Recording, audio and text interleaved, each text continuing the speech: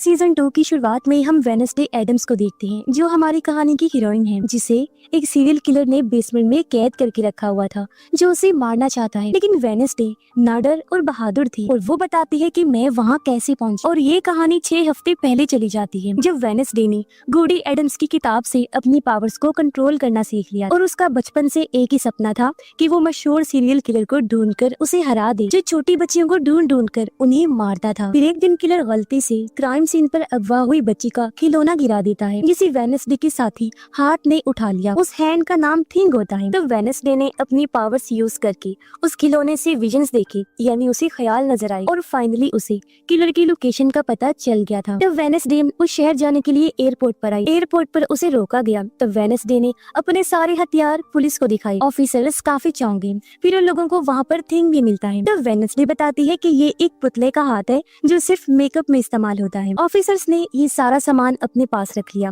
तब गुस्से में वेडनेसडे थिंग को लेकर वहाँ से चली जाती है। फिर वेडनेसडे ने किलर को उसके घर पर ढूंढ लिया और वो उसे शॉक लगाने वाली थी, लेकिन किलर ने उसे पकड़ लिया और वेडनेसडे को विजन नजर आने लगे और उसकी आंखों से काले रंग के आंसू निकलने लगते हैं, जिससे वो बेहोश हो गई। तब किलर ने उसे पकड़ लिया। कुछ देर बाद वेडनेसडे को जब होश आता है तो वो खुद को बेसमेंट में पाती है। इतनी ही देर में वहाँ किलर भी अपने चाकू लेकर आ गया। उससे कहता है, मैंने तुम्हारे लिए एक डॉल बनाई है जो बिल्कुल वेडनेसडे जैसी ही थी। और किलर हर किसी को मारने से पहले उसके जैसी गुड़िया बनाया करता था। तो वेडनेसडे कहती है, मेरा भी हाथ काफी कमाल का है। और तभी सामने छुपा थिंग किलर पर हमला करके उसे बुरी तरह पीटने लगता है। तब मौका पाकर वेडनेसडे आजाद हो चुकी थी। थिंग देखता है कि वेडनेसडे के काले आंसू उसकी विजन्स देखने की वजह से निकले हैं। इस पर वेडनेसडे ने थिंग से कहा कि इस बारे में किसी को कुछ भी ना बताना। अब वेडनेसडे आखिर किलर से लड़कियों का बदला ले लेती है और कुछ दिन के बाद हम किलर के पकड़े जाने वाले पोस्टर्स को लगा देखते हैं। वेडनेसडे को गूडी की बुक में काले आंसुओं के बारे में कुछ नहीं मिला। उसकी सौतेली माँ मोर्टिशिया ने वेडनेसडे को चलने को कहा, क्योंकि उन्हें स्कूल वापस जाना था। तब वो लोग वहाँ से निकल गए। इसी बीच वेडनेसडे का भाई पग अपनी बिजली निकालने वाली पावर सीख चुका था, जिसका इस्तेमाल यहाँ उसने किया और सड़क पर काफी सारे एक्सीडेंट्स हो जाते हैं। जंगल में एक आदमी अपनी दोस्त के साथ था, तब एक प्राइवेट डिटेक्टिव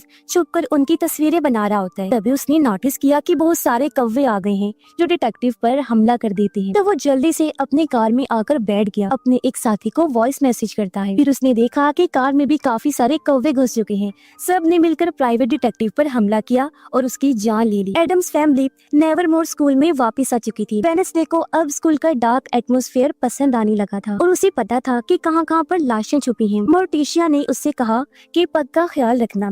वेडनेसडे कहती है कि वो तो मैं हमेशा रखती हूँ। और यहाँ हम विजन से देख पाते हैं कि किस तरह वेडनेसडे ने उल्टे सीधे तरीकों से अपने भाई का ख्याल रखा। वेडनेसडे पग को यहाँ की सारी बातें बता देती है। उसने ये भी कहा कि अगर किसी को मारना है तो मेरी मदद लेना। फिर वो दोनों आगे बढ़े। तब वेडनेसडे को लड़कियों का एक ग्रुप मिला जो सारी वेडनेसडे की फैंस थी। इनमें जो लाल बालों वाली लड़की थी वो सबसे ज्यादा वेडनेसडे की दीवानी थी और इसे आप लोग याद रखिएगा। लेकिन तभी यहाँ एक साइरन लड़की आकर उन्हें भगा देती है। वो वेडनेसडे की तारीफ करती है क्योंकि पिछली बार उसने स्कूल को बचाया था और वो यहाँ की हीरोइन बन चुकी थी। यही वेडनेसडे को स्कूल के नए प्रिंसिपल मिलते हैं। वो वेडनेसडे को इज्जत देना चाहते हैं, इसीलिए उन्होंने वेडनेसडे को शाम होने वाली स्पेशल पार्टी में आने के लिए कहा, लेकिन वो मना कर देती है और वहाँ से चली गई। सीधा अपने कमरे में आती है। उसने देखा कि यहाँ पर काफी सारे लोग हैं। तब उसकी दोस्त इनिड ने कहा कि मैं वेयरवुल्फ हूँ, यानी आधी इंसान और आधी भेड़िया, और ये सब मेरे ही साथी हैं। फिर उसने सबको वहाँ से जाने को कहा क्योंकि वेडनेसडे और इनिड फिर से साथ रहने वाली थी। इनिड बताती है कि मुझे एक लड़के से प्यार हो गया है। मैं उसे पार्टी में मिली थी और मुझे बहुत मजा आया। फिर दोनों एक दूसरे को गिफ्ट्स देती हैं जो उन्हें काफी पसंद आए। वेडनेसडे बताती है कि मुझे अपनी डार्क बुक का सीक्वल लिखना है। फिर उसने अपनी बुक इनिड को पढ़ने के लिए दी, जो उसे काफी अच्छी लगी। अब इनिड का क्लासरूम वहाँ आ जाता है, लेकिन वेडनेसडे को कहकर वो उसे वहाँ से भगा देती है। उसने बताया कि मुझे अब ये नहीं कोई और पसंद है जो भी मेरी तरह वेयरवुल्फ है। यही उन दोनों को एक फोटो मिली जिसमें कोई वेडनेसडे पर नजर रख रहा था।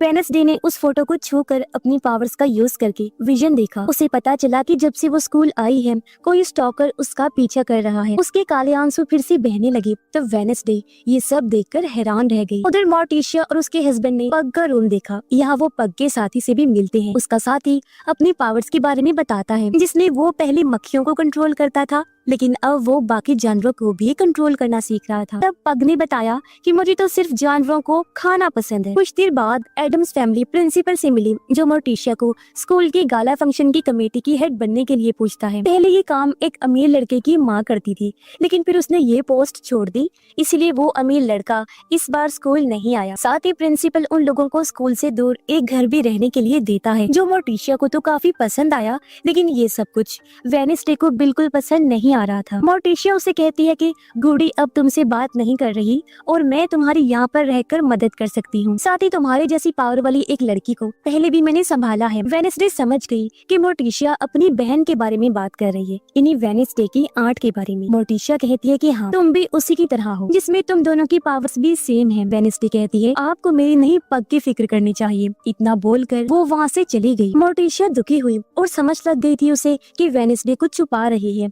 और उसके साथ वो कुछ गलत होने देना नहीं चाहती थी। वेडनेसडे और थिंग जंगल से वापस जा रही थी। वहीं पर उन्होंने पुलिस को देखा, जो प्राइवेट डिटेक्टिव की लाश की जांच कर रही थी। नई शेरिफ ने पता लगवा लिया था कि कौवों ने उस पर हमला करके उसकी जान ले ली। तभी वेडनेसडे को हुडी में एक आदमी दिखाई दिया, जो उसे देखकर भाग रहा था। वेडनेसडे ने उसका पीछा किया और उसे मार कर पकड़ लिया। वो आदमी था केल्विन, जो भी डिटेक्टिव था। कहता है कि मरने वाला डिटेक्टिव मेरा दोस्त था और हम दोनों एक केस पर काम कर रहे थे, जिसमें हम दोनों आउटकास्ट की मदद करना चाहते थे, यानी ऐसे बच्चे जिनके पास पावर्स थी। इसकी वजह ये थी कि मेरा भी बेटा आउटकास्ट है, जो है टाइलर, जिसके बारे में वेडनेसडे जानती थी, जो इस टाइम जेल में है। वेडनेसडे कहती है टाइलर को उसके बुरे कामों की सजा मिली है। फिर केल्विन ने वेडनेसडे से मदद मांगी कि वो उसके दोस्त की मौत का राज जानने में हेल्प करे, क्योंकि वहाँ कोई बड़ी गड़बड़ चल रही है। वेडनेसडे ने जवाब दिया, अगर आपने अपने बेटे का इतना ध्यान रखा होता तो आज वो जेल में ना होता। वेडनेसडे वहाँ से निकलने वाली थी, तब केल्विन ने कहा कि एक आंख वाले कौवे यानी रेविन से बच के रहना।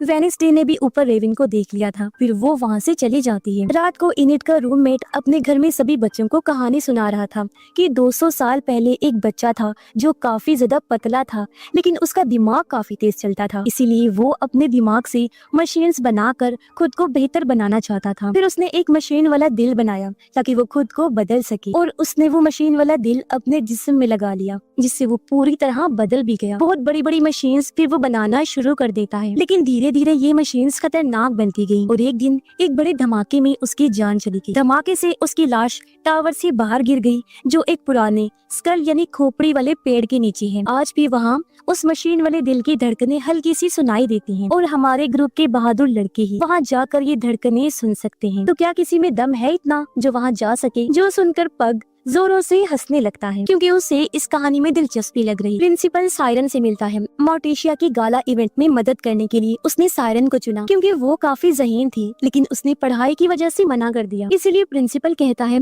हम लोगों के पास पहले अमीर लड़के की माँ के काफी ज्यादा फंड्स थे, लेकिन अब वो नहीं है, तो फंड्स भी खत्म हो गए हैं। इसलिए हम लोग स्कॉलरशिप वाले बच्चों को निकाल रहे हैं, जिसमें तुम भी शामिल हो। लेकिन अगर तुम अपनी पावर्स को हमारे काम में मदद के लिए यूज करोगी तो मैं तुम्हें यहाँ पर रख लूंगा। तब सायरन समझ गए कि प्रिंसिपल मेरी पावर्स का फायदा उठाना चाहता है। वो परेशान हो गई, क्योंकि उन लोगों का नाम पहले ही बदनाम था कि वो जबरदस्ती अपनी बात मनवा लेते हैं अपनी पावर्स की मदद से। इनिट और थिंग वेडनेसडे की बात कर रही कि मशहूर होने के बाद वो हमें भूल गई है। इनिट ने थिंग के लिए एक रूम बनाया था जो उसे काफी पसंद आया। रात होने पर वेडनेसडे फिर से गिटार बजाने लगी, जो सुनकर म्यूजिक टीचर यहाँ पर आई और उसे अच्छा म्यूजिक बजाने के टिप्स देती है। उसने वेडनेसडे को कहा कि मैंने तुम्हारे स्कूल को बचाने के बारे में सुना था, इसलिए मैं तुमसे मुतासिर होकर तुमसे मिलने यहाँ पर आई थी। उधर पार्टी में प्रिंसिपल ने मोर्टिशिया को दिखाया कि स्कूल के बच्चे कैसे लकड़ियों का फोनिक्स बना रहे हैं, यानी एक परिंदा। साथ ही वो मोर्टिशिया को गाला इवेंट के लिए मना भी रहा था। इस पर मोर्टिशिया बोली, मैं अभी भी कंफ्यूज्ड हूँ, मुझे सोचने दो कि क्या करना चाहिए। सायरन भी मोर्टिशिया की मदद के लिए राजी हो जाती है। तब तक वेडनेसडे अपने रूम में आई। इनिट बताती है कि अमीर लड़की ने तुम्हारे लिए एक लेटर और पेंटिंग भेजी है। लेटर में लिखा था कि मैंने वेडनेसडे को फोन किया, लेकिन उसने जवाब नहीं दिया। वेडनेसडे कहती है, वो मैंने फोन पानी में डाल दिया था। वो देखते हैं कि अमीर लड़के ने वेडनेसडे के लिए उसके विजन्स में दिखी एक पेंटिंग भेजी, जो कि रेवन की थी और किसी तरह ये वेडनेसडे से जुड़ी हुई। ये देख वेडनेसडे चौंक गई। तभी उसे एक दूसरा लेटर भी मिला जो स्टॉकर का था। उसने लिखा था कि तुम्हारी किताब काफी बेहतरीन है, और जब वेडनेसडे ने चेक किया तो पता चला कि उसके नॉवेल्स को किसी ने चुरा लिया है। साथ ही उसे एक नई पहेली भी दी। वेडनेसडे खत पढ़कर समझ गई कि मेरे नॉवल को पार्टी में फोनिक्स की आग के अंदर जलाया जलाया जाने वाला है, इसलिए वो लोग भी पार्टी में आग और वेडनेसडे उसके नॉवल को ढूंढने के लिए पेड़ों के अंदर से गुजरने लगी। तब तक बाहर म्यूजिक लग गया जिसे वो लोग एंजॉय करने लगते हैं। फिर वहाँ प्रिंसिपल ने सबका वेलकम किया और बताया कि वो आउटकास्ट के स्कूल को ऊंची पोजीशन पर ले जाना चाहता है। फिर उसने आग का गोला फेंककर फोनिक्स को जलाया, जिसे देखकर सब बच्चे काफी एंजॉय करते हैं और पग यहाँ से स्कल ट्री के पास जाने वाला था। तब तक वेडनेसडे ने भी अपने नॉवल को ढूंढ लिया था। वो भी उस जगह से बाहर निकली और सबके बीच में होकर प्रिंसिपल के पास आ गई। प्रिंसिपल ने वेडनेसडे का वेलकम किया। फिर उसने वेडनेसडे को इज्जत देने के लिए स्कूल को बचाने वाले बच्चों की एक पेंटिंग दिखाई, जो उसे बहुत बुरी लगी क्योंकि वो पेंटिंग में हंस रही। वेडनेसडे सबको कहती है कि हम लोग यहाँ पर आने वाले हर एक दुश्मन को खत्म कर देंगे। तब ये सुनकर सभी स्टूडेंट्स काफी खुश हुए, लेकिन वेडनेसडे ने बताया कि तुम लोग भी स्कूल के दुश्मन जैसे, क्योंकि तुम्हारे जैसे दूसरों के तलवे चाटने वाले लोग मुझे बिल्कुल पसंद नहीं है। और आज से मेरे पास भी कभी मत आना, क्योंकि मैं कोई हीरोइन नहीं हूँ और जो भी मेरे पास आया मैं उसे मार डालूं। फिर वेडनेसडे पेंटिंग को भी जला देती है और सब पर गुस्सा करके वहाँ से जाने लगी और उसकी इन हरकतों पर इनिट भी भड़क उठी। रात होने पर पग स्कल ट्री के पास आकर मशीन वाले दिल की धड़कनें सुनने की कोशिश करने लगता है, लेकिन एकदम से कोई चीज बाहर आई जिससे पग दूर जा गिरा। गलती से उसका हाथ जमीन पर आ गया और उसने बिजली का झटका जमीन को दे दिया, जिससे हुआ ये कि वहाँ दफन वो आदमी जिंदा होकर बाहर आ गया, जो उठकर पग को देखने लगा। तब उसे देखकर पग भी काफी खुश हो जाता है। उधर एनिड ने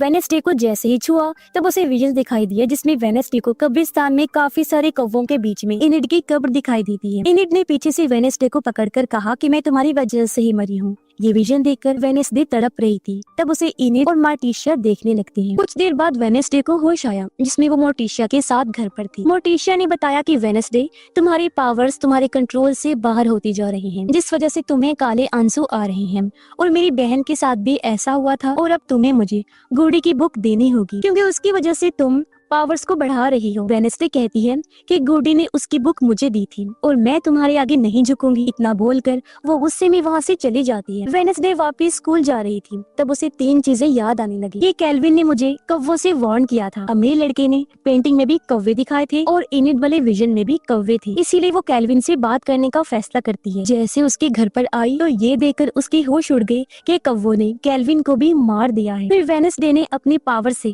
केल्विन को छूकर विजन देखने की कोशिश, लेकिन वो विजन्स नहीं देख पा रही थी। तब यहाँ पर शेरिफ आ गई और वेडनेसडे को पकड़ लेती है। उसे पुलिस स्टेशन ले जाकर पूछताछ की। वेडनेसडे कहती है कि मुझे इस बारे में कुछ नहीं पता और टाइलर ने शायद अपने डैड केल्विन को मारा होगा क्योंकि वो उनसे नफरत करता था। तब शेरिफ कहती है कि यहाँ की काफी खुफिया जेल में टाइलर को रखा हुआ है और वो ऐसे भाग नहीं सकता। इतनी ही देर में यहाँ मोर्टिशिया का हस्बैंड वेडनेसडे को बचाकर अपने साथ ले जाता है। अगले दिन पग अपने साथी के बी हाउस में उस जिंदा हुए आदमी को रख देता है, जो एक ज़ॉम्बी था। उसकी मशीन वाले दिल की बात भी सच थी, जिसे पग कंट्रोल करने की कोशिश कर रहा था। ये दोनों इसे यहाँ रखने के लिए राजी हो गई। उसे खाना खिलाते हैं और जब वो उल्टी सीधी हरकतें करता है तो ये खुश होते हैं। वेडनेसडे अपनी पावर्स यूज ना कर पाने से परेशान थी और उसने थिंग को बताया कि मैंने एनिड को विजन में मरते हुए देखा और अगर एनिड को ये पता चलता है तो वो डर जाए। फिर दोनों कमरे में आई, तब उन्हें एनिड की लाश मिली और वेडनेसडे इसे देखकर काफी दंग रह जाती है। उसे दुख भी हो रहा था, लेकिन अगले ही पल पता चला कि एनिड ने प्रैंक डे होने की वजह से वेडनेसडे के साथ मजाक किया था। तब वेडनेसडे ये देखकर खुश हुई कि एनिड जिंदा है। वेडनेसडे ने देखा कि किसी ने केल्विन की आंखें वहाँ पर छोड़ी हुई, लेकिन वो अपने विजन से अभी भी इसे देख नहीं पा रही थी और शायद ये काम भी उसके स्टॉकर का था, जो कि किलर है। वेडनेसडे एनिड को केल्विन के मरने के बारे में बताती है। ये सुनकर एनिड काफी डर गई, क्योंकि जहाँ भी वेडनेसडे जाती थी वहाँ लोग मरने लगते। तो वेडनेसडे ने उसे दूसरे रूम में शिफ्ट होने के लिए कहा, लेकिन एनिड कहती है कि मेरे पास वेयरवुल्फ की पावर्स हैं, मुझे कोई खतरा नहीं। तब तक स्कूल के सभी बच्चे एक दूसरे पर प्रैंक कर रहे थे। एनिड का रूममेट एनिड को किसी और लड़के के साथ देखकर काफी दुखी हो गया। तब यहाँ प्रिंसिपल के साथ प्रोफेसर भी आ गए, जिनका सिर्फ सर था और इस तरह बच्चों का प्रैंक करना उन्हें बिल्कुल पसंद नहीं आ रहा था। तभी दोनों को वेडनेसडे आकर मिलती है। प्रिंसिपल ने कहा कि तुम्हारे पेंटिंग को जलाने की वजह से सब लोग काफी खुश थे, क्योंकि आउटकास्ट को असूल तोड़ना काफी पसंद होता है। वेडनेसडे पूछती है क्या हमारा कोई स्टूडेंट ऐसा है जो परिंदों को कंट्रोल कर सकता हो। तो प्रोफेसर कहते हैं कि यहाँ सालों से कोई ऐसा स्टूडेंट नहीं आया जो बर्ड्स को कंट्रोल कर सकता हो। उधर वो ज़ॉम्बी जिसे वो चेन से बांध कर गए थे, उसने जंजीर तोड़कर खुद को आजाद कर लिया था। थिंग के पास मोर्टिशिया आकर उसे घोड़ी की बुक मांगती है, लेकिन थिंग ने देने से मना कर दिया क्योंकि वो लोग उसे नौकर की तरह ट्रीट करती थी। मोर्टिशिया ने कहा कि तुम फैमिली का हिस्सा हो। तब थिंग ने उसे याद दिलाया कि तुम लोग बार बार मुझे काम करने के ऑर्डर देते हो, मैं तुम्हारा कोई नौकर नहीं हूँ। और गुस्से में थिंग अपने रूम में चला गया। वेडनेसडे जब ड्राइविंग सीखने गई तो गाड़ी को तेज भगाकर वो आउटकास्ट की जेल में आ जाती है। वेडनेसडे अंदर गई और वहाँ की मैनेजर जूडी से मिलती है। यहाँ वेडनेसडे टाइलर से मिलने आई। जूडी ने बताया कि टाइलर को यहाँ एक डॉक्टर हैंडल करती है। वेडनेसडे उस डॉक्टर से मिली जिसने बताया कि मैंने टाइलर की मास्टर को उस जगह से अलग रखा है ताकि उनका रिश्ता कमजोर हो जाए। वेडनेसडे फिर टाइलर से मिली और उन्हें कैमरा के जरिए डॉक्टर देख रही। वेडनेसडे कहती है कि तुम्हें तो वैल्यूज ने काफी जल्दी हरा दिया था। टाइलर कहता है कि तुम्हें मेरे अंदर के जानवर से प्यार हो गया था और तुम बिल्कुल भी स्मार्ट नहीं। वो गुस्से में आ रहा। तब गार्ड ने शॉक देकर टाइलर को शांत किया। तो वेडनेसडे ने बताया कि तुम्हारे डैड और उनके दोस्त को किसी ने मार दिया है, क्या तुम्हें इस बारे में कुछ पता है? टाइलर कहता है कि नहीं, और मैं जेल में से तो ये कर नहीं सकता, लेकिन जो भी है वो तुम्हें भी तड़पा तड़पा कर जब मारेगा तो मजा आएगा। और अगर किसी दिन मैं आजाद हुआ तो सबसे पहले इनिड को मार दूंगा क्योंकि उसकी वजह से ही मैं यहाँ फंसा हुआ हूँ। मैं भी वेयरवुल्फ ही हूँ और ये जगह खतरनाक वेयरवुल्व्स के लिए है। वेडनेसडे कहती है कि तुम तो डरपोक हो, तुम्हें ऐसी जेल में देखकर मजा आ रहा है और तुम्हारे अंदर की हाइट को, मॉन्स्टर को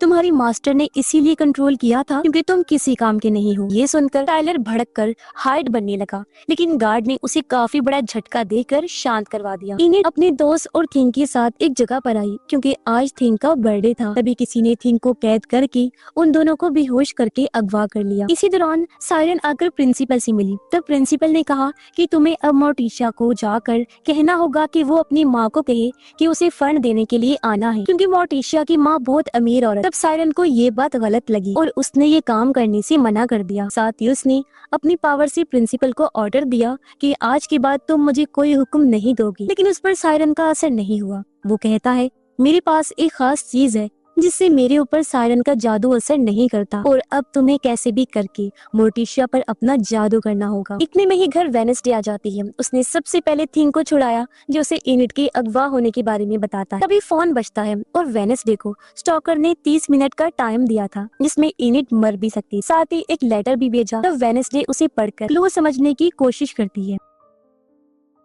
उधर इनिड और उसका दोस्त बंधे हुए थे। उन्होंने देखा कि ऊपर काफी सारी तलवारें और चाकू रखे हुए थे जो उन पर आकर गिर सकती थी। तब तक वेडनेसडे ने यहाँ आकर एक पहेली को सुलझाया और जैसे म्यूजिक बजाना शुरू किया एक खुफिया रास्ता खुल जाता है। तब वेडनेसडे उस खुफिया रास्ते से आगे बढ़ी और उसने एक मास्क के अंदर स्टॉकर देखा जो काफी डरावना था। फिर वहाँ से वेडनेसडे एक लिफ्ट से ब्लैक टावर की तरफ जाने लगी। तभी वहाँ पर वेडनेसडे आ गई और उसने दोनों को देखा। फिर थिंग उन्हें आजाद करने लगा, लेकिन वहाँ के जाल में फंस कर वो खुद भी कैद हो जाता है। नीचे से मशीन शुरू हो गई थी जिसमें वो चाकू इनिड और उसके दोस्त की तरफ आने लगी। तब वेडनेसडे नीचे आई और मशीन के पास वाली पहेली को पढ़ा। वहाँ काफी सारी बुक्स थी और कौन सी बुक नहीं थी ये उसे पता करना। तो वेडनेसडे समझ गई कि वो बुक इनविजिबल है, यानी कि वो है तो लेकिन गायब है। वेडनेसडे ने उस बुक का नाम लिखा और मशीन रुक गई और वो दोनों बाल बाल बचते हैं। अब वेडनेसडे ऊपर गई, उसने थिंग को आजाद किया और स्टॉकर उसके सामने आया जो और कोई नहीं बल्कि वेडनेसडे की सबसे बड़ी फैन वो लाल बालों वाली लड़की थी जो दरअसल वेडनेसडे की साथी थी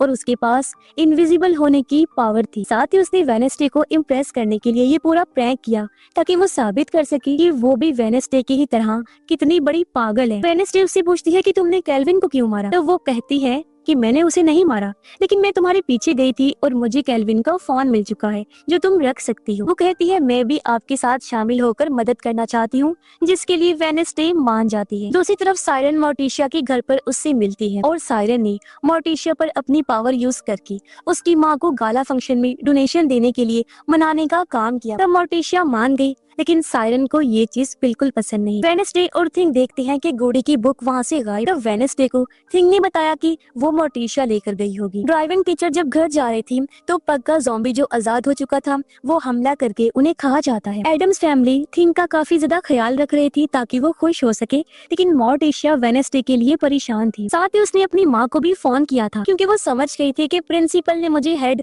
मेरी माँ से फंड लेने के लिए बनाया, लेकिन मोर्टिशिया की अपनी माँ से बिल्कुल भी नहीं बनती क्योंकि उसकी माँ ने मॉर्टिशिया को बचपन में काफी परेशान किया था। वेनेसडे मॉर्टिशिया के रूम में घोड़ी की बुक चुराने गई, लेकिन वो उसे पकड़ लेती है। वेनेसडे इस चीज से भड़क उठी और उसने अपने विजन्स में एनिड के मरने के बारे में बताया, जिसमें वहाँ पर भी कौवे थे और एक आंख वाला रेवन भी उसके पीछे आता रहता है, जिसमें केल्विन और उसके साथी को भी उसने ही मारा है। इसके पीछे कोई बड़ा राज होगा और मैं कातिल को पकड़ना चाहती। तब मॉर्टिशिया कहती है कि हमारे विजन्स झूठे भी साबित होते हैं। तो वेनेसडे कहती है कि मेरे साथ तो कभी ऐसा नहीं हुआ। मॉर्टिशिया कहती है कि तुमने सीरियल किलर को पकड़ा, तुमने अपनी पावर्स को हद से ज्यादा यूज किया, जिसमें तुम अपनी पावर्स को कंट्रोल नहीं कर पा रही हो, और बुक से तुमने शॉर्टकट वाले गलत तरीकों से इसे इस्तेमाल किया जो कि ठीक नहीं है, और मेरी बहन के साथ भी ऐसा ही हुआ था, इसलिए मैं ये तुम्हारे साथ नहीं होने दूंगी। तो वेनेसडे गुस्से में वहाँ से निकल जाती। अगले दिन एनिड स्कूल के कैंप फायर की तैयारी कर रही थी, लेकिन वेनेसडे को कैंप फायर में नहीं जाना था। पग और उसका साथी देखते हैं कि उस ज़ॉम्बी का सर फिर से ठीक हो रहा है। केल्विन की लाश को जब दफनाया जा रहा था तो वेनेसडे समेत वहाँ सब आए हुए थे। वेनेसडे ने डॉक्टर से परिंदों को कंट्रोल करने वाले के बारे में पूछा और कहा कि वो कातिल हो सकता है, इसलिए डॉक्टर उसकी मदद करने के लिए राजी हो जाती। सायरन चालाकी से अपनी माँ को होटल के रूम में लेकर आई, क्योंकि उसकी माँ अकेली हो गई थी, उसकी पावर्स चली गई थी और उनके हस्बैंड ने भी छोड़ दिया था। अपनी माँ की वजह से सायरन काफी दुखी होती है। वो अपनी माँ को इधर ही छुपने का कहकर वहाँ से चली जाती है। वेनेसडे ने अपनी साथी की मदद से रूह बदलकर केल्विन जैसा बनाया और उसके मोबाइल को ऑन किया। इसके साथ ही उसने रूम का बाकी सामान भी मंगवाया, जिससे वेनेसडे को काफी अच्छा लगा। सामान को चेक करने पर उसे केल्विन के दोस्त के घर की तस्वीरें मिली। पता चला कि वो घर स्कूल से काफी दूर था। तब थिंग ने बताया कि वहाँ पास में स्कूल का कैंप होने वाला है और वेनेसडे कैंप में जाने के लिए तैयार हो गई, जिससे एनिड भी खुश हो जाती। फिर सब लोग बस से कैंप की जगह पर पहुंचे। वेनेसडे और पग को वहाँ पर अपने पेरेंट्स मिले। उनका आना दोनों बच्चों को पसंद नहीं आया। पग अपने साथ ताबूत में ज़ॉम्बी को लेकर आया था, जिससे उसका दोस्त गुस्सा करने लगा, क्योंकि ये चीज खतरे से खाली नहीं थी। पग कहता है कि मैंने बाहर पटाखे लगा दिए हैं, जैसे ये भागा हमें पता चल जाएगा। सभी बच्चे यहाँ पर गेम्स खेलकर एंजॉय करने वाले थे। इतनी ही देर में एक दूसरा प्रोफेसर जो अपने टीम का हेड था, वो भी पूरी टीम को लेकर आ जाता है। अब वो टीम हेड और प्रिंसिपल अपने बच्चों के साथ कैंपिंग करना चाहते हैं और एक दूसरे को यहाँ से निकालना भी चाहते हैं। तो वहाँ पर वेनेसडे ने बेल बजाकर कहा कि अगर ये जगह चाहिए तो हमें गेम में हरा दो। तब टीम हेड ने ये चैलेंज एक्सेप्ट कर लिया, जिसमें ये गेम एक रेस। दोनों स्कूल्स के पास अपना अपना एक अंडा था और गेम में हर स्कूल के 10 बच्चे खेलने वाले। इनमें से 5-5 की 2 जोड़ियां बनने वाली थी। पहली जोड़ी को जंगल में अपने अंडे के पास रुककर उसकी हिफाजत करनी होगी और दूसरे स्कूल की दूसरी जोड़ी उस अंडे को चुराएगी और उसे चुराने के बाद उन्हें फ्लेयर गन से सबको ये बताना है, और जो अंडा चुराया गया है उसे कैंप में वापस लाकर टावर पर रखना होगा, जिससे वो जीत जाएंगे। तब सभी बच्चे इसके लिए तैयार हो जाते हैं। टीम हेड अपने बच्चों को समझाता है कि हमारे पास सुपर पावर्स नहीं है, इसलिए मैंने तुम लोगों के लिए काफी सारे हथियार रखे हैं जो तुम यूज करके जीत सकते हो। नॉर्मल्स जो कि आम इंसान हैं जिनके पास सुपर पावर्स नहीं है, इन्हीं दूसरी टीम उनमें से एक ने एरो छोड़ा, जिससे एनिड के रूममेट की टोपी गिर गई। उसके सर से बहुत सारे सांप बाहर निकले और उसका दोस्त ये देखकर पत्थर का बन गया। तब एक नॉर्मिस अंडा लेकर वहाँ से भाग निकला और उन्होंने फ्लेयर गन छोड़ी और सबको बताया। वेनेसडे ये देखकर भड़क गई और उसने एनिड को भेजा। वहाँ नॉर्मिस ने धुएं वाले बॉम्ब फेंक दिए, जिससे एनिड की तबीयत खराब होने लगती है। वहीं पग के साथी ने मक्खियों को कंट्रोल करके नॉर्मिस पर हमला किया और उनकी हालत खराब कर दी। वेनेसडे को स्मोक से कोई फर्क नहीं पड़ा और उसने जाकर अंडा ले लिया। फिर उन्होंने भी फ्लेयर छोड़कर सबको बताया। तब आउटकास्ट बच्चे काफी ज्यादा खुश हुए। वेनेसडे अपने दोस्तों के साथ पहाड़ी के ऊपर आई। तब उसने देखा कि नॉर्मिस वाला लड़का टावर पर चढ़ रहा था। तो वेनेसडे ने एक एरो से सीधा रस्सी टावर पर बांधी और वो लटक कर टावर के पास जाने लगा। जब वो लड़का अपना अंडा रखने वाला था तो वेनेसडे ने उसे टांग मारकर बेहोश कर दिया। फिर उसने अंडे को उठाकर खुद टावर पर रख दिया, जिसे आउटकास्ट जीत गई। और इससे सभी लोग बहुत ज्यादा खुश हो जाते हैं और उन लोगों को ये जगह कैंपिंग करने के लिए मिल जाती है। वेनेसडे थिंग के साथ जाने लगी। प्रिंसिपल ने उसे रोका और कहा कि आज रात कैंप फायर सिर्फ उसके लिए है, क्योंकि वेनेसडे ने नॉर्मिस को हरा दिया था और वो सबसे बेस्ट प्लेयर थी। लेकिन वेनेसडे उसकी बात को इग्नोर करके वहाँ से चली जाती है। टीम हेड अपने बच्चों को बातें सुना रहा था कि वो एक लड़की से हार गई और अब वो रात को बदला लेने का फैसला करते हैं। रात होने पर सभी बच्चे कैंप फायर में म्यूजिक एंजॉय कर रहे थे। तब तक वेनेसडे केल्विन के साथी के घर पर पहुंच जाती है और उसने तलाशी लेना शुरू कर दिया। उसे वहाँ पर एक सीक्रेट बोर्ड मिला, जिसमें केल्विन और उसका साथी काफी सारे आउटकास्ट के बारे में पता लगा रहे थे। जो सभी विलो हॉल यानी आउटकास्ट की जेल के अंदर मर चुके और उनकी मौत का राज काफी गहरा था, जिसके बारे में उन्हें भी कुछ नहीं पता चल रहा था। और ये सब चीजें एक लड़की से जुड़ी हुई, इसलिए अब वेडनेसडे को उस लड़की को ढूंढना था। वेडनेसडे ना तो विजन देख पा रही थी, ना ही उसकी पावर्स काम कर रही, और ये सब गुडी बुक के ना होने की वजह से हो रहा था। इसलिए वेडनेसडे ने फैसला किया कि अब किसी भी हाल में वो बुक वापस लेनी ही होगी। इनिट और उसका दोस्त जंगल में घूम रही थी। तब इनिट का रूममेट आकर पूछता है कि तुम मेरे साथ ऐसा क्यों कर रही? वो कहती है मुझे कुछ समझ नहीं आ रही, मैं अचानक तुमसे हटकर इसे पसंद कैसे करने लगी। तब इस बात से दुखी होकर रूममेट वहाँ से चला जाता है।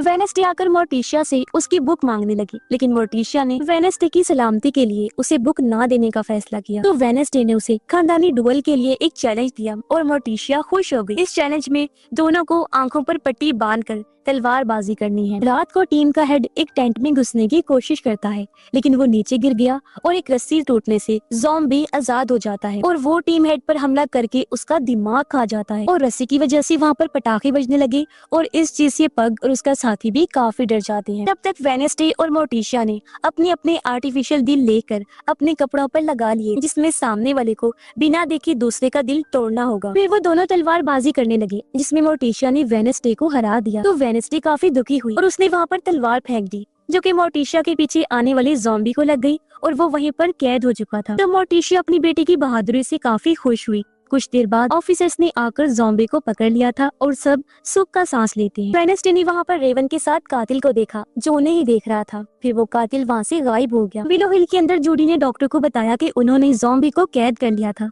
जिससे वो दोनों भी खुश हो गई। ये दोनों वहाँ नई आई कैदी को भी देखते हैं, जो यहाँ आकर काफी खुश थी, और ये और कोई नहीं बल्कि टाइलर की मास्टर होती है। इसके बाद टाइलर की मास्टर और डॉक्टर बात कर रही होती है। डॉक्टर उसकी मदद से टाइलर को सुधारना चाहती, क्योंकि वो उससे ठीक नहीं हो पा रहा था। तो वो डॉक्टर की मदद करने के लिए मान जाती है और ये लोग उसकी मास्टर को टाइलर के पास छोड़ देते हैं। वो फिर से उसे कंट्रोल करके शांत करने लगी। तब टाइलर, जो काफी गुस्से में था, उसने वहीं पर हाइड बनकर उसे पकड़ लिया। इस पर वो कहती है, बेटा तुम मुझसे नाराज है, मुझे पता है, लेकिन मैं तुम्हें यहाँ से निकाल लूँ। इस पर हाइड टाइलर ने उसे दूर उठाकर फेंका और उसकी मास्टर हंसने लगती। दूसरी तरफ वेडनेसडे ने कब्रिस्तान में मरने वाले बच्चों यानी कि आउटकास्ट की हड्डियों को निकाला, जहाँ तभी उसकी नानी आकर उससे मिली और वेडनेसडे काफी खुश हो जाती। तब रेवन उन्हें ऊपर से देख रहा था। वेडनेसडे ने नानी को कहा कि केल्विन के मरने का राज मैं सबके सामने लाके रहूं। दोनों मिलकर उन हड्डियों को चेक करती हैं। उन्हें पता चला कि सारी हड्डियां ही जानवरों की हैं, उसके अंदर इंसान से जुड़ी कोई चीज नहीं। तभी रेवन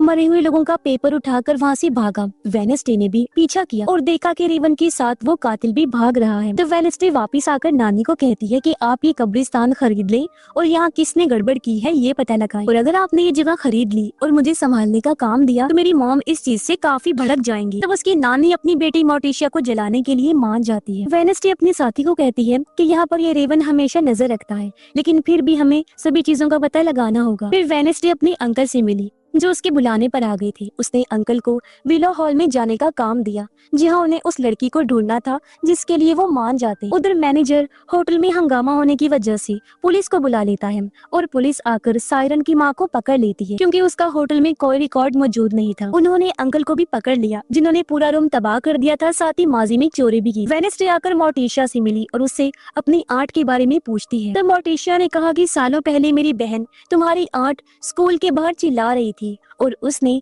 अपनी पावर्स काफी ज्यादा यूज कर ली थी, जिस वजह से उसके भी काले आंसू बह रहे थे और उसे आउटकास्ट की जेल में भेज दिया गया। तभी वहाँ पर नानी भी आ गई, जिसे देखकर मोर्टिशिया काफी चौंक गई और अब वो वेडनेसडे को अपनी बेटी के सामने कब्रिस्तान गिफ्ट में दे देती है, जिससे वेडनेसडे काफी खुश हो गई। मोर्टिशिया ने वेडनेसडे को बाहर भेजा और अपनी माँ से कहती है, मॉम तुम हम दोनों के बीच में आ रही हो। तब उसकी मॉम कहती है कि तुम दोनों के बीच में पहले से ही काफी दरार है, जिसमें वेडनेसडे काफी काबिल है और तुम उसके रास्ते में रुकावट हो, उसे उसका रास्ता खुद बनाने दो। फिर कहती हैं कि तुम्हें यहाँ डोनेशन देने के लिए ही कहा गया होगा, क्योंकि स्कूल वालों को वो मुझसे चाहिए और मैं डोनेशन दे तो दूंगी, लेकिन बदले में तुम्हें वेडनेसडे को गुडी की बुक वापस करनी होगी। मोर्टिशिया फौरन ही उस किताब को जला देती है। तब उसकी मॉम गुस्सा होकर वहाँ से चली जाती है। स्कूल में किलर ने वेडनेसडे को छुप कर देखना शुरू किया, जिसमें वेडनेसडे को उसके साथी एक बूढ़े आदमी के बारे में बताती है, जिसका भी ताल्लुक इन सब चीजों से हो सकता है। इनिट वेडनेसडे पर गुस्सा करने लगी कि तुम अब मुझे दोस्त नहीं समझती, अपने साथी के साथ साथ ज्यादा टाइम स्पेंड करती है, मुझे टाइम नहीं देती। तो वेडनेसडे कहती है कि तुम भी तो पहले मुझसे दूर ही रहना चाहती थी ना। तभी यहाँ पर बहुत सारे कौवे आकर हमला कर देते हैं, जिससे वहाँ अफरा तफरी मच गई और वेडनेसडे इनिड को बचाने में लग जाती है। और यहीं पर प्रिंसिपल भी अपनी पावर से कौवों को भगा रहा था। तभी कौवा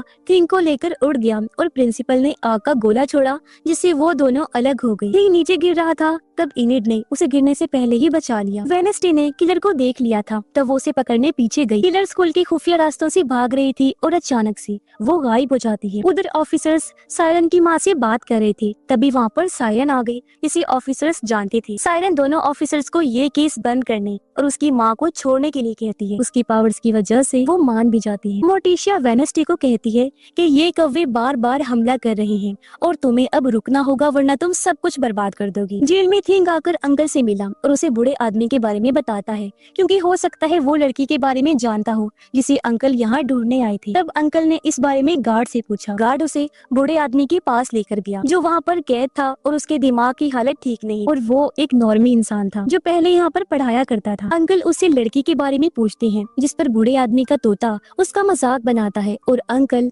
उसे जोर का बिजली का झटका लगाते हैं। वेडनेसडे प्रोफेसर से फिर परिंदों को कंट्रोल करने वाले के बारे में यानी किलर के बारे में पूछती है, जो उसे मारना चाहते हैं, जो शायद बूढ़े आदमी से जुड़ा हो सकता है। प्रोफेसर कहता है कि वो बूढ़ा आदमी एक नॉर्मी है, उसकी बेटी एक आउटपोस्ट थी जिसका नाम मुझे नहीं पता। अब बहाने से बूढ़े आदमी ने उस लड़की का नाम लेकर अंकल को एक खुफिया कमरा दिखाया, जिससे अंकल समझ गए कि उसके अंदर शायद वो लड़की होगी। टाइलर की मास्टर डॉक्टर से कहती है कि मुझे उससे बात करनी है, क्योंकि वो मेरे से नाराज है और हाइड कभी भी अपने मास्टर को मार नहीं सकता और हमें अब साथ में काम करना होगा। तब डॉक्टर कहती है कि मुझे तुम पर भरोसा नहीं है। वो फिर डॉक्टर को वेडनेसडे के अंकल के बारे में बताकर कहती है कि वो यहाँ पर है तो जरूर कोई गड़बड़ करेगा। ये सुन डॉक्टर ने अंकल को पकड़वा कर खूब मरवाया और उसे ज़ॉम्बी के साथ एक खुफिया कमरे में कैद कर दिया। ये चीज सिंह ने भी देख ली थी। वो आकर वेडनेसडे को बताता है, इसलिए वो अब अपने अंकल को बचाना चाहती थी। फिर वेडनेसडे ने अपनी साथी और इनिट के साथ वहां जाने का फैसला किया। रात होने पर वेडनेसडे छुपकर बिलो हॉल जा रही थी, लेकिन गेट पर कार को रोककर चेक किया जा रहा था। तब उसके साथी ने ऑफिस में एक धमाका करवाया, जिसकी वजह से सभी का ध्यान कार पर से हटा और वेडनेसडे बाहर आ जाती। फिर वो लोग जेल में घुस गई और तब उनकी मदद अंकल की दोस्त ने भी अंकल को बचाने के लिए। म्यूजिक टीचर भी वहाँ पर आकर कैदियों के लिए म्यूजिक बजाने लगी, जिससे उन लोगों को शांत किया जाने वाला था। फिर वेडनेसडे आकर अंकल को आजाद कर देती है और वो लोग वहाँ से निकलने लगते हैं, जिसके बाद ज़ॉम्बी भी अपनी हथकड़ी तोड़कर आजाद हो गया था। टाइलर की मास्टर को गार्ड्स ले जा रहे थे, तब वहाँ पर ज़ॉम्बी आकर गार्ड्स को मार देता है। उसकी मास्टर जब वहाँ से भागने लगी तो उसे वेडनेसडे मिल जाती है। सायरन बजा, तब डॉक्टर ने सभी कैदियों को निकालना शुरू किया और वो बूढ़े आदमी को लेकर ऑफिस में आ गई थी। वेडनेसडे और अंकल ने आकर एक स्टोर रूम खोल दिया, जिसके अंदर कोई काम का सामान नहीं था, लेकिन वहाँ पर वेडनेसडे ने एक खुफिया रास्ते को ढूंढ दिया और उन्हें पता चला कि जिसे वो ढूंढ रहे हैं वो कोई लड़की नहीं बल्कि एक खुफिया प्रोजेक्ट है, जो आउटकास्ट के ऊपर रिसर्च के बारे में है। फिर वो दोनों उस प्रोजेक्ट के लिए नीचे बेसमेंट में आई, तब उन्हें वहाँ पर काफी सारी जेल्स मिली और वहाँ पर एक टेक्नोलॉजी से मशीन को बनाया गया था, जिसमें वहाँ आउटकास्ट को रखकर उन पर एक्सपेरिमेंट किए जाते थे और उन्हें मरा हुआ साबित करके उन्हें नीचे रखकर काफी ज्यादा तड़पाया जाता था। केल्विन नहीं चाहता था कि उसके बेटे टाइलर के साथ भी कुछ ऐसा हो, इसलिए वो आउटकास्ट पर रिसर्च कर रहा था। यहाँ वेडनेसडे को एक लड़की भी मिली जो काफी डरी हुई थी और तब यहाँ रेवन के साथ किलर भी आ जाती है। वेडनेसडे ने अब उसे पहचान लिया था, जो और कोई नहीं बल्कि जूडी थी, यानी जेल की मैनेजर, जो बूढ़े आदमी की बेटी होती है और वो ही अपने डैड के बाद आउटकास्ट पर एक्सपेरिमेंट करती है। अपने डैड की वजह से उसे स्कूल की खुफिया रास्तों के बारे में भी पता था। फिर जूडी बताती है कि मेरे डैड नॉर्मिस थे, फिर भी वो उस स्कूल में पढ़ाने गए ताकि वो आउटकास्ट को समझ सके, क्योंकि उन्हें खुद के लिए सुपर पावर्स चाहिए थी। इसी वजह से उन्होंने आउटकास्ट पर एक्सपेरिमेंट शुरू किया, लेकिन वो कभी भी खुद के लिए पावर्स नहीं ले पाई, क्योंकि उनकी उम्र काफी ज्यादा हो चुकी थी और इसी वजह से उन्होंने मुझे पावर दिलवाई, जिसमें मैं पंछियों को कंट्रोल कर सकती हूँ। ये सुनकर वेडनेसडे और अंकल को काफी बुरा लगा कि उसके डैड और इसने अपने ही स्कूल के बच्चों पर एक्सपेरिमेंट करके उनको शिकार बनाया, लेकिन यहाँ पर जूडी अपनी पावर से खुश थी और तब अंकल ने जूडी पर काफी बड़े बिजली के झटके से वार किया, जिसकी वजह से वहाँ की पूरी लाइट ही चली जाती है और तब बाहर इनिट और वेडनेसडे की साथी काफी डर जाती हैं। तब तक सभी कैदी आजाद होने लगे। बेसमेंट की कैदी ने जूडी को पकड़ने की कोशिश की, लेकिन जूडी वहाँ से भाग गई। वेडनेसडे वहाँ पर डरी हुई लड़की को बाहर निकालती है। ऑफिसर्स ज़ॉम्बी को शूट कर रहे थे, लेकिन उस पर कोई भी असर नहीं हो रहा था। मास्टर जल्दी से भागकर टाइलर के पास गई। वो कहती है मैं तुम्हें यहाँ से निकाल लूंगी। उसने टाइलर की जंजीरों को तोड़ दिया। तब टाइलर कहती कहता है, तुम्हारी वजह से मैं यहाँ पर फंसा था, अब तुम मेरी मास्टर नहीं हो। तो वो कहती है, हम दोनों की दुश्मनी वेडनेसडे से है और वो यहीं पर है तो हम उसे मार सकते हैं। टाइलर कहता है, उसे तो मैं देख लूंगा, लेकिन पहले मैं तुम्हें मारना चाहता हूँ। ये सुन उसकी मास्टर वहाँ से भाग गई और टाइलर वहाँ हाइड में बदलना शुरू हो जाता है, जिसमें अब वो पहले से भी काफी बड़ा और पावरफुल बन चुका था। पीछे से आकर उसने अपने मास्टर पर अटैक करके उसकी जान ले ली। अंकल ने अपने दोस्त और बाकी कैदियों को बचा लिया था और अब वो सब वहाँ से निकल गए थे। ऑफिस में डॉक्टर के पास ज़ॉम्बी आकर उसे भी मार देता है। वो बूढ़े आदमी को कहता है कि इतने सारे लोगों की बॉडीज को खाने के बाद मेरा जिस्म ठीक हो रहा है, जो कहने के बाद वो बूढ़े आदमी को भी मार देता है। तब तक वेडनेसडे के सामने हाइड आ गया तो उसने लड़की को भगा दिया और हाइड आगे बढ़ा तो वेडनेसडे वहाँ पर खड़ी थी, जिसमें हाइड उसे देख रहा था बिल्कुल करीब आकर, लेकिन वेडनेसडे को उसे डर नहीं लग रहा था। मगर कुछ ही देर बाद वेडनेसडे उड़ती हुई बाहर आई। वो जख्मी हो गई थी और झटके से नीचे गिर जाती है। तभी वहाँ ऑफिसर्स भी आ चुके थे और हाइड उनके बीच में आकर ऑफिसर्स को मारना शुरू कर देता है, जिसके बाद वो जंगल में भाग गया। तब तक थिंग ने वेडनेसडे को देखा, जिसकी हालत बहुत खराब थी, लेकिन हम जानते हैं कि वो पावरफुल है और स्मार्ट भी है, तो फिर से ठीक हो जाए। इस बारे में आपको क्या लगता है जरूर बताइएगा। और इसी के साथ ही ये कहानी इधर ही खत्म हो जाती है।